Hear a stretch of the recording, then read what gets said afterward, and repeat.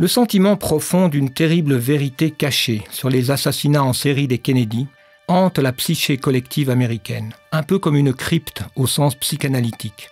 Un secret refoulé qui travaille en profondeur l'inconscient de l'Amérique et dont le dévoilement menace l'identité même de la nation.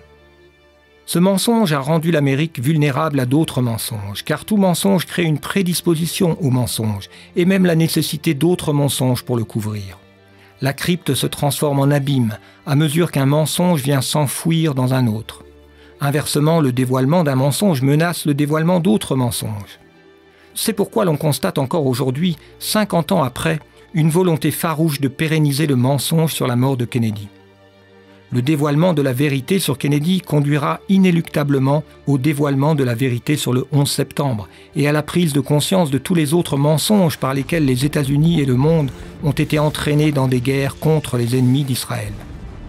Carl Jung, le psychologue de l'inconscient collectif, disait que le caractère mythique d'une vie exprime précisément qu'elle a une portée humaine générale. La vie et la mort des Kennedy possèdent une telle dimension.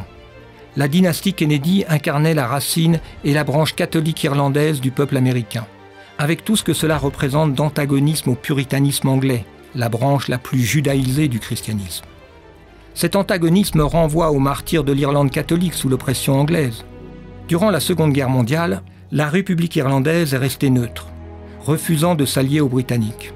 Après la guerre, le mouvement catholique américain en paya le prix. Joe Kennedy, le père de John et Robert, émit en privé l'opinion que, je cite, « les Juifs avaient gagné la guerre ». Sur le plan culturel, l'influence irlandaise commençait à décliner. Dans ce contexte, la présidence de John Kennedy était dans la psyché collective et dans la destinée des États-Unis, riche d'implications spirituelles.